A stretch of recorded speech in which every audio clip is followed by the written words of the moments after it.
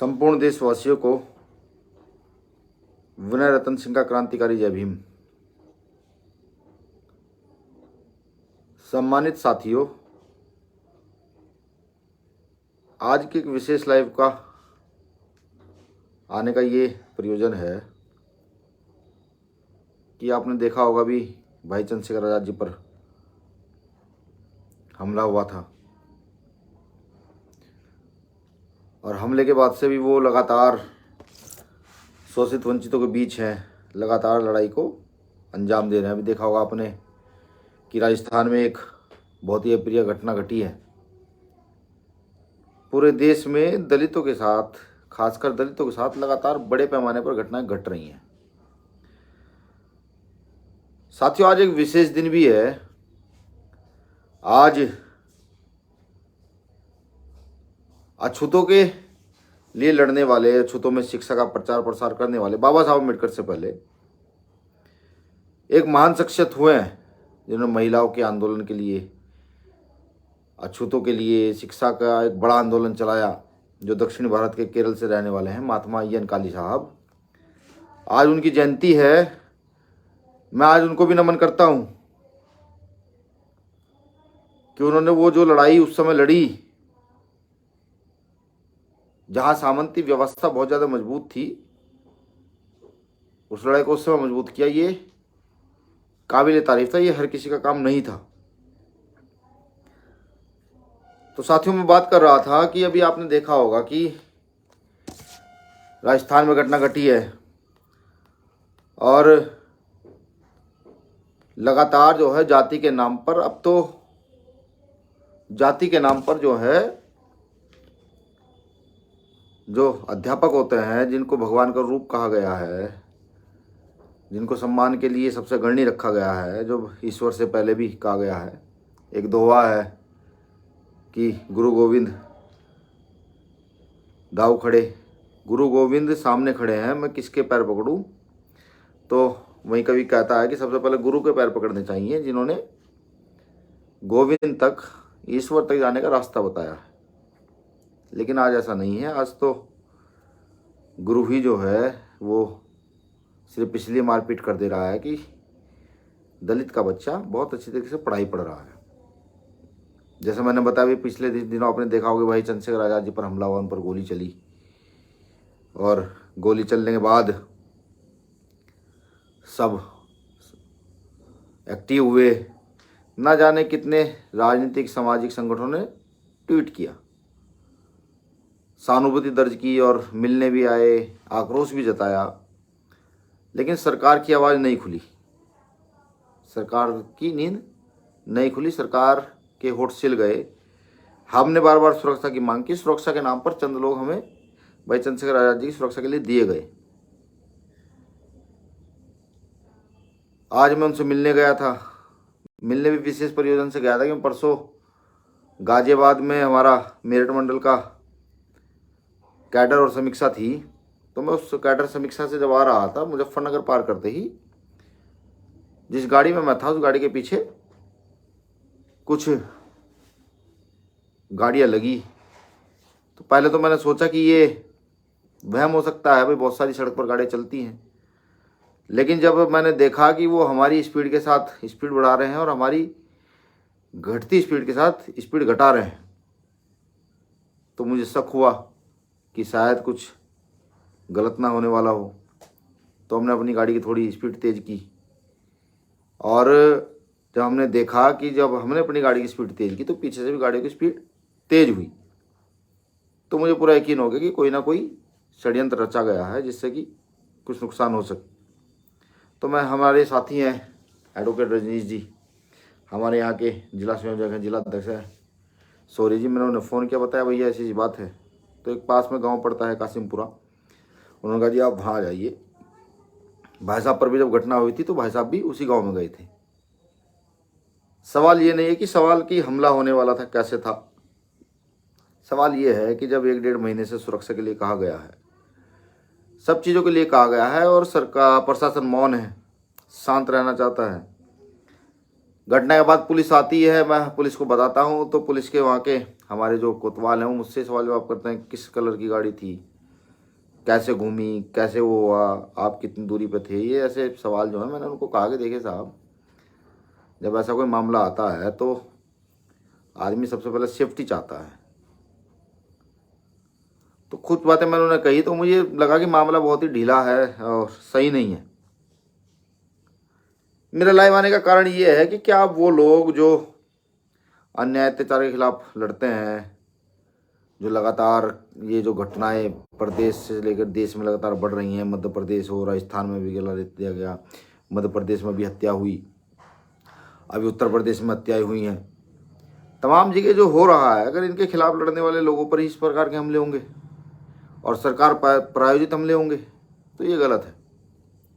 देखिए, बहुत सारे लोग ना जाने मेरे इस लाइव के विषय में क्या सोचेंगे, लेकिन मैं एक बात तो कहूँगा कि देखिए, जो लोग ये समझ रहे हैं, जो हमलावर भी ये समझते हैं कि भाई हमें डर लग रहा है, तो ये नहीं है, ये तो गलत है।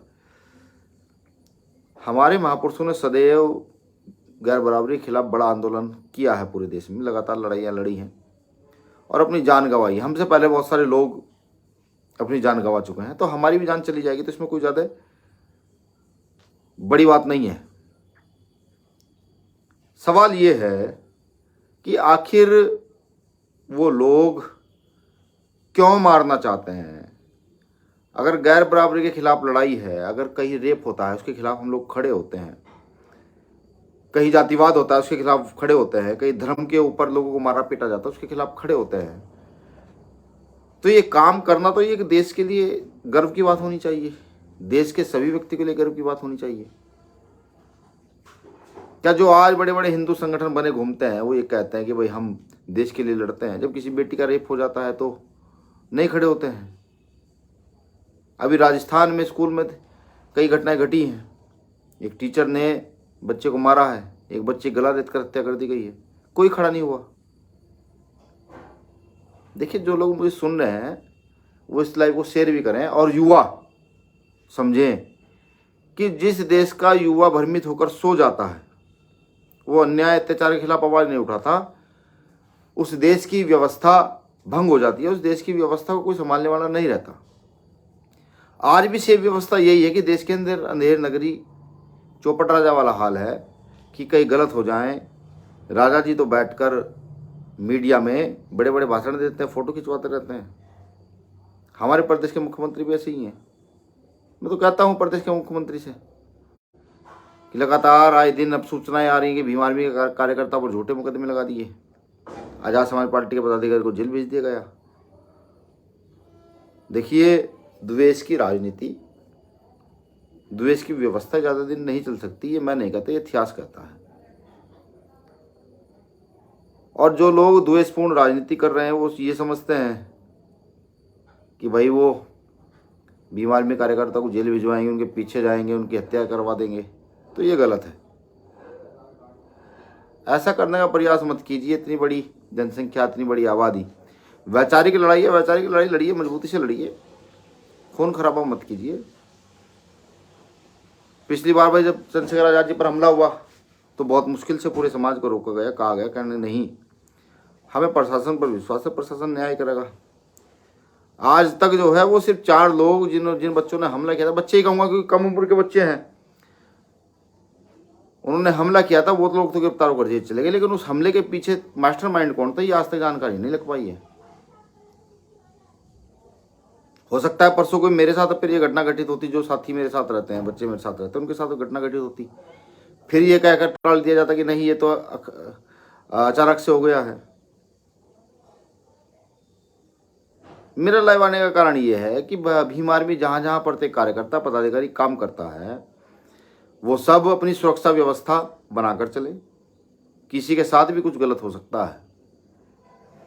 मैं ये भी कहता हूँ कि मेरे किसी पदाधिकारी या कार्यकर्ता के साथ गलत होता है तो मैं चुप नहीं बैठूंगा, मैं पूरी ताकत से आवाज़ उठाऊंगा, क्योंकि इस देश में भीम आर्मी भारत एकता मिशन नंबर 1 का संगठन है, जहाँ जिसका कार्यकर्ता हर गांव, हर जिले, हर गली, हर मोहल्ले में पाया जाता है। अगर सरकार ये सोच रही है कि वो हमारी हत्या करा करके इस आंदोलन को दबा देगी, तो मैं बता दूं, अगर एक चंद्रशेखर आजाद और वीर रतन मरेंगे तो हमारे पीछे इतनी लंबी लीडरशिप हमने तैयार की है कि सरकार संभाल नहीं पाएगी, बिल्कुल नहीं पाएगी। मैं तो लोकतंत्र के तहत कहता हूं कि भारत के प्रत्येक नागरिक की सुरक्षा होनी चाहिए, सरकार का दायित्व है। और अगर सरकार सुरक्षा नहीं कर पा रही तो अपनी गद्दी छोड़े। भाई माननीय योगी आदित्यनाथ जी ऐसा क्यों कराना चाहते हैं, मेरी ये समझ से बाहर की बात है। कानून व्यवस्था असफल है, ये उनका फेलियर है। हर जगह नई नई घटनाएं हो रही हैं, ये उनका फेलियर है। इस पर हमें दोष क्यों? पूरे देश के अंदर जिस प्रकार की घटनाएं हो रही हैं दलितों के साथ, आदिवासियों के साथ, पिछड़ों के साथ, ये उनका फेलियर है।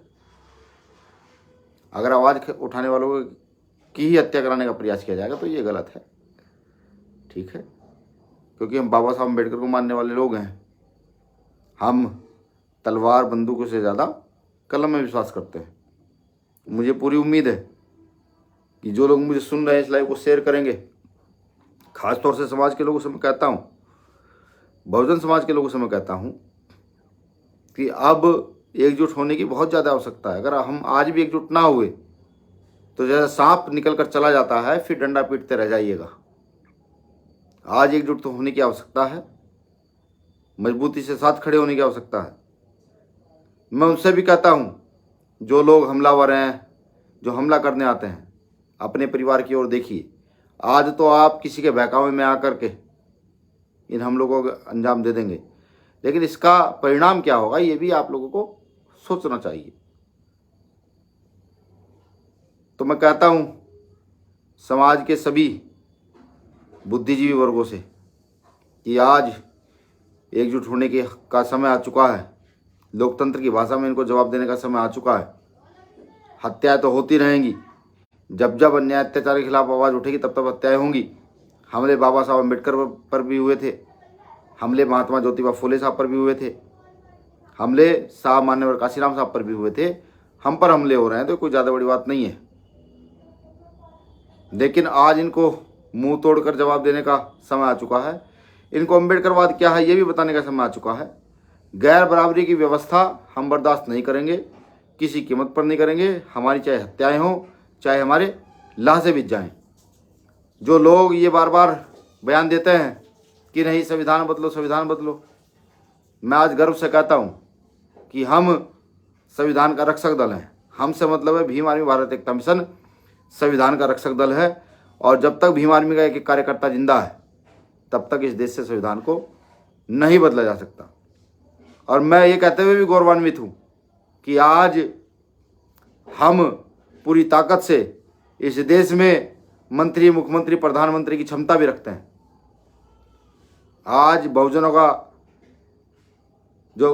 का दल स्थापित हो चुका है, जो फुले साहब अम्बेडकर की विचारधारा पर स्थापित हुआ है, जो बुद्ध पेरियार, ललई सिंह यादव, रामस्वरूप वर्मा, जगदेव प्रसाद कुशवाहा की विचारधारा पर स्थापित हुआ है, जो साहब मान्यवर काशीराम, डॉक्टर बाबा साहब अम्बेडकर के सपने को पूरा करने के लिए स्थापित हुआ है, जो प्योरली बहुजनों का दल है, वो भी आज इस देश में बड़ी मजबूती के साथ आगे की ओर बढ़ रहा है।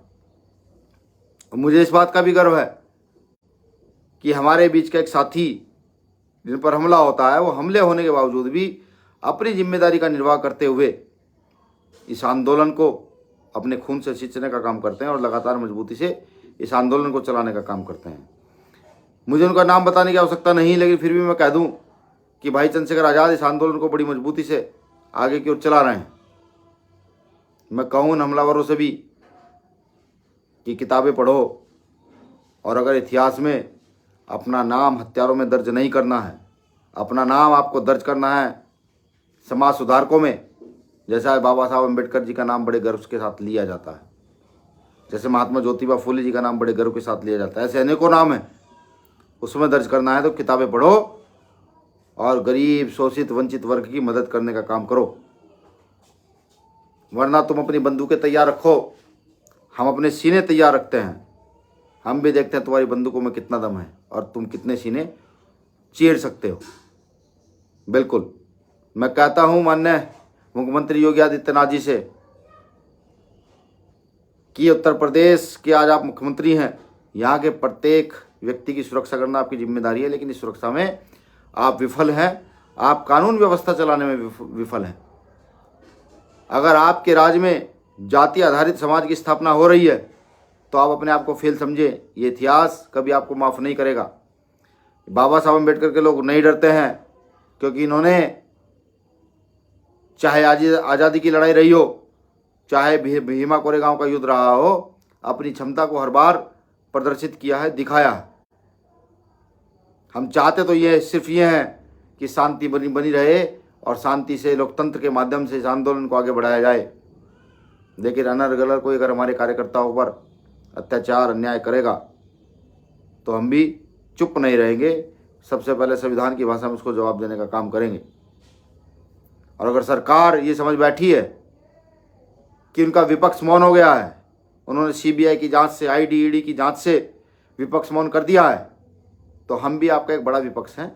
हम लगातार आपके खिलाफ, आपकी गलत नीतियों के खिलाफ आवाज़ उठाते रहेंगे। आप सभी साथियों ने मुझे सुना, शुक्रिया, धन्यवाद। जय भीम, जय भारत, जय मंडल, जय जोहार।